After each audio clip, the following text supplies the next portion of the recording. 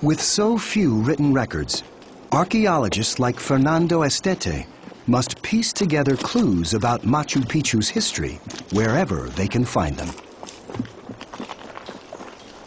And he thinks he's just found one in a nearby town called Patayacta. Patayacta was important because it supplied the food for all the people living at Machu Picchu. Patayacta is a few hours' walk from Machu Picchu along the main Inca trail through the region. It is the closest place to Machu Picchu where large-scale farming could have taken place.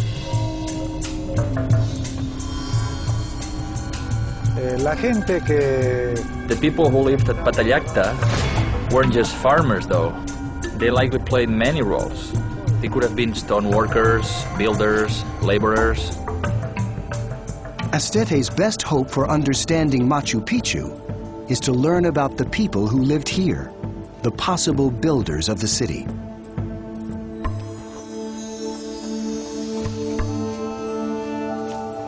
Above the old Inca town, up a nearly vertical slope, a local guide has found what looks like a burial niche.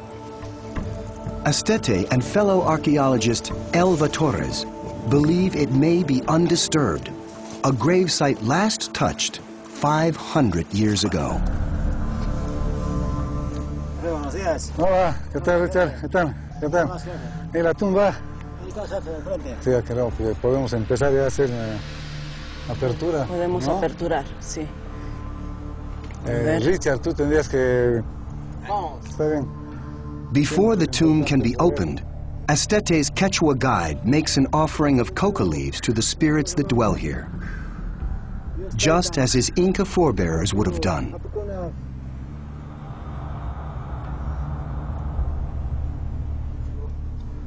A ver, pásame, pásame.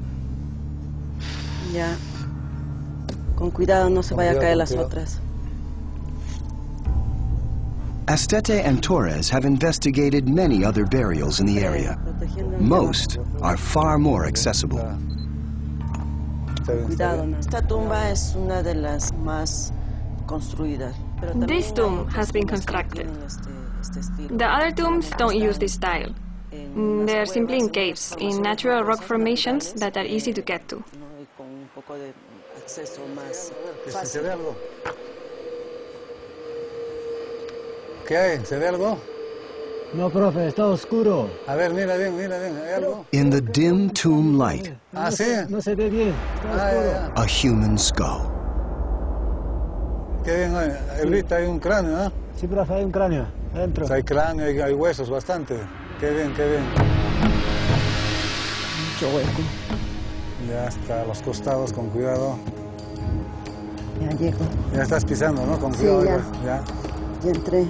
Ya, qué bien, qué bien. As Torres enters the cramped tomb, the find only gets more tantalizing. Gracias. Al parecer son It appears there's a couple of individuals.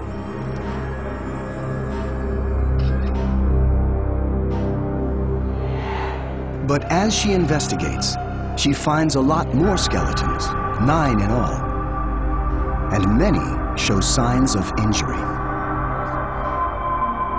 este problema de fracturas.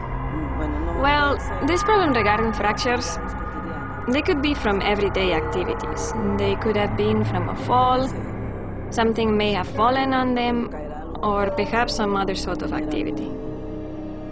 En este caso, posiblemente son canterías. In this case, they may have been working in the quarries.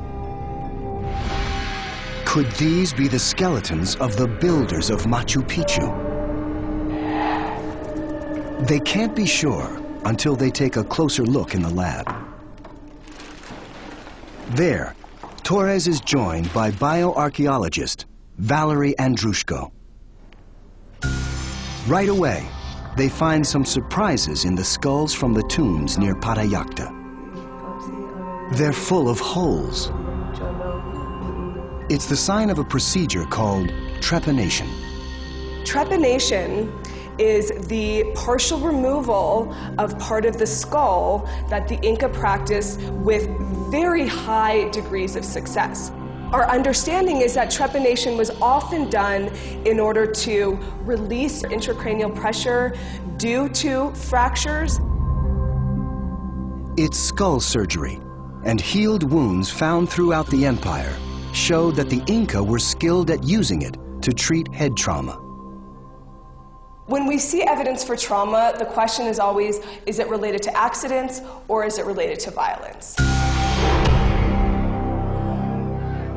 This individual right here, this is a complete fracture of the frontal bone. It has perforated all the way to the frontal sinus. This type of injury is not the type of injury that one would get from an accidental fall. To me, this is the type of injury more indicative of a weapon type injury, possibly indicative of warfare. In fact, several skulls from the tombs show signs of blunt force trauma, the type of fracture you get from a club. So these weren't builders, they were likely warriors. Possibly these individuals may have been engaged in defense of the sites around them, possibly engaged in defense of Machu Picchu. This revelation stands in stark contrast to the appearance of Machu Picchu as a religious sanctuary. This is a city dominated by sacred temples and shrines. The Temple of the Three Windows, the Temple of the Condor, named for its carved floor and stone wings, the elegantly curved Temple of the Sun, built on a rock that is illuminated on the solstice. And at the highest point in the city, a stone pillar known as the Intihuatana. The evidence seems to be in conflict. Was Machu Picchu a military fortress, or was it a religious center?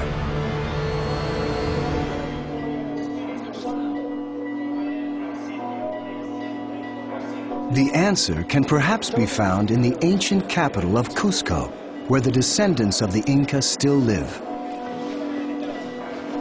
Every year during the Roman Catholic festival of Corpus Christi, statues of the Virgin Mary, along with 15 other saints, are removed from the cathedral and brought to the square.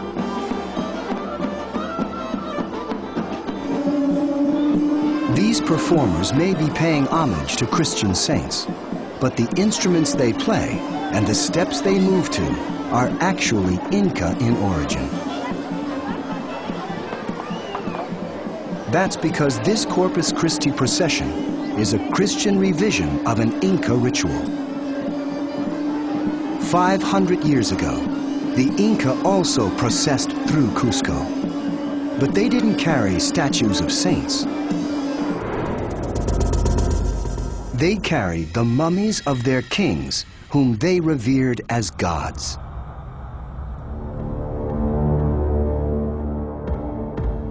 It was likely one of these kings who built Machu Picchu.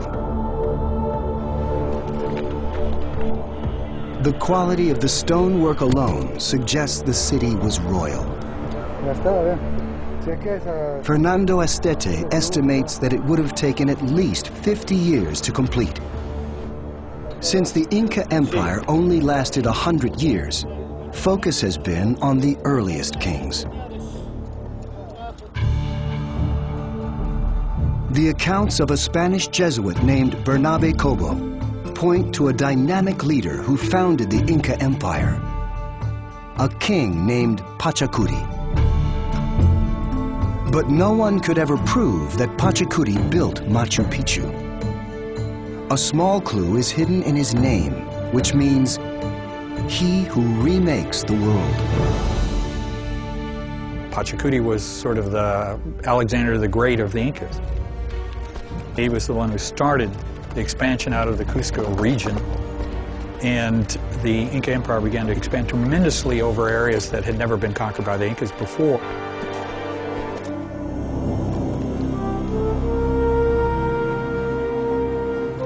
What we know of Pachacuri's history is due in part to Father Cobo.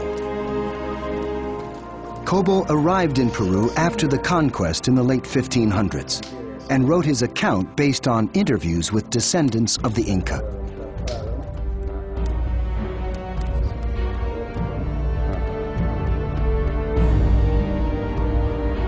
According to Father Cobo, Pachacuti was renowned as a builder.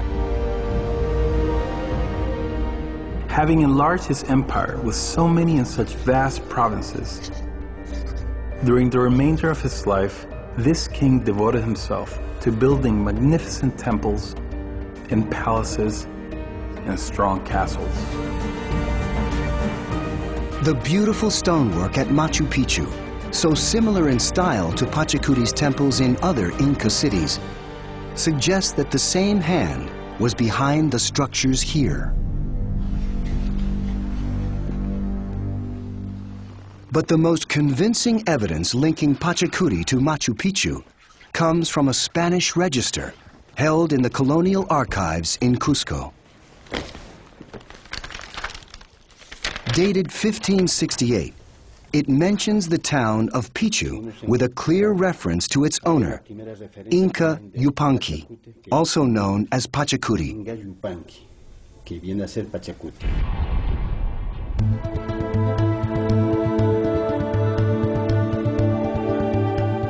The evidence is convincing. It is Pachacuti, the first Inca emperor, who ordered Machu Picchu's construction. And in a place that would give any engineer pause. If I was called in by Pachacuti and ordered to build Machu Picchu at that particular location, I would have gulped. Engineering-wise, it would seem almost impossible to handle.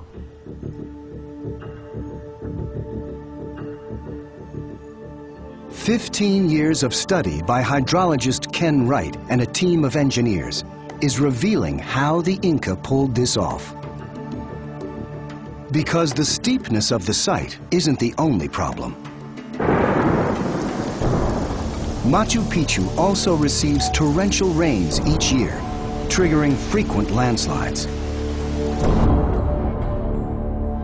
And the site is crossed by not one, but two earthquake fault lines, making it a terrible place on which to build a city of stone. The location does have two virtues, a nearby freshwater spring and a supply of granite. There's a quarry right on the site.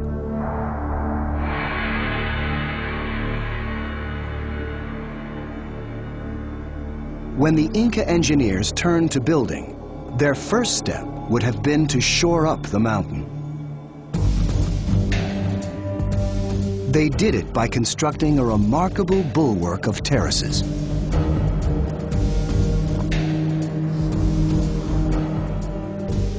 As Estete's team rappels further down the cliff face, they're discovering hundreds of new terraces hidden below.